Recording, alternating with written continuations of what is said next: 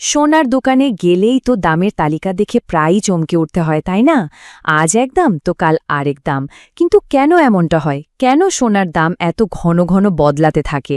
চলেন আজকে এই ব্যাপারটা নিয়ে একটু কথা বলা যাক। তো এটাই হলো আজকের আলোচনার মূল বিষয়। এই যে দাম বাড়ে কমে, এর পেছনে আসলে কি আছে? কোন জিনিসটা এটাকে নিয়ন্ত্রণ করে? পুরো সিস্টেমটা কিভাবে কাজ করে? চলেন এক এক করে সব জেনে নেওয়া যাক। আচ্ছা, এই দামের পরিবর্তনটা যে ঠিক কতটা বড় সেটা বুঝতে হলে চলেন আমরা মাত্র কয়েক বছরের ব্যবধানে দামের একটা তুলনা করি। পার্থক্যটা দেখলে কিন্তু অবাক হতেই হবে।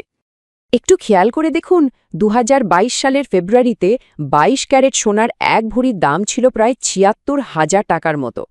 আর এখন সেই একই সোনা কিনতে লাগছে ২,৩৪,০০০ টাকারও বেশি। মানে দামটা বেড়েছে প্রায় ৩ গুণেরও বেশি। হিসাবটা সোজা। এই কয়েক বছরে প্রতি ভরিতে দাম বেড়েছে প্রায় ১,৫৮,০০০ টাকা। ভাবা যায়?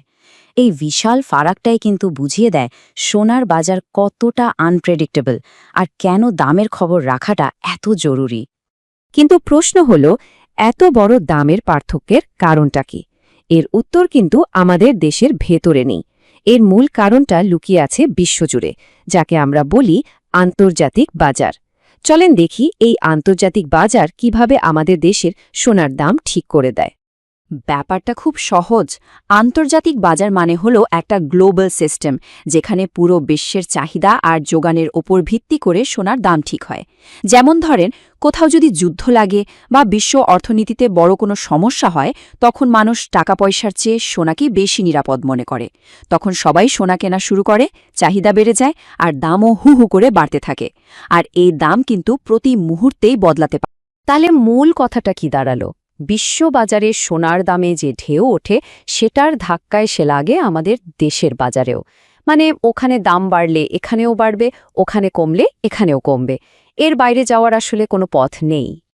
আচ্ছা, আন্তর্জাতিক বাজারের ব্যাপারটা তো বোঝা গেল, কিন্তু আমাদের দেশে এই দাম বাড়ানোর বা কমানোর ফাইনাল সিদ্ধান্তটা কে নেয়? চলেন সেই প্রতিষ্ঠানটার সাথে পরিচিত হওয়া যাক।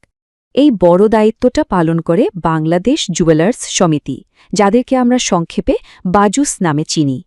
তারাই সবসময় আন্তর্জাতিক বাজারের দিকে নজর রাখে আর সেটার সাথে তাল মিলিয়ে আমাদের দেশের জন্য সোনার নতুন দাম ঠিক করে দেয়। প্রসেসটা কিন্তু একদম সোজা। যখনই আন্তর্জাতিক বাজারে দাম বদলায়, বাজুস সাথে সাথে মিটিংয়ে বসে। তারা পুরো ব্যাপারটা দেখে আর আমাদের দেশের জন্য নতুন একটা দাম ঠিক করে। আর সেই দামটা ঘোষণা হওয়ার পর থেকেই চালু হয়ে যায়। মানে সিদ্ধান্ত নিতে খুব বেশি দেরি করা হয় না। তো চলেন এবার সোনা আর রূপার লেটেস্ট দামগুলো একটু দেখে নেওয়া যাক। এতে করে কেনার সময় একটা পরিষ্কার ধারণা পাওয়া যাবে। এখানে ২২, ২১ আর ১৮ ক্যারেটের সোনার দাম দেওয়া আছে। আমরা তো জানি ক্যারেট যত বেশি সোনা ততটাই খাঁটি হয়। আর সনাতন পদ্ধতির সোনাটা মূলত পুরনো গয়না গলিয়ে তৈরি করা হয়, এ কারণে সেটার দামও একটু কম। কেনাকাটার আগে এই লিস্টটা দেখলে বাজেট করতে সুবিধা হবে। এখানে একটা ইন্টারেস্টিং ব্যাপার আছে। প্রায়ই কিন্তু শোনা যায় যে রূপার দাম নাকি একই আছে, বদলায়নি।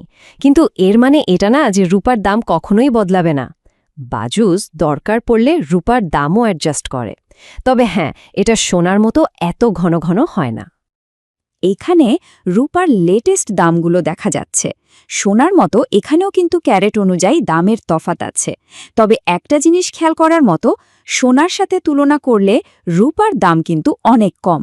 এ কারণে অনেকের কাছেই এটা একটা ভালো অপশন হতে পারে। আচ্ছা, এতক্ষণ তো অনেক তথ্য আর দামের লিস্ট দেখা হলো।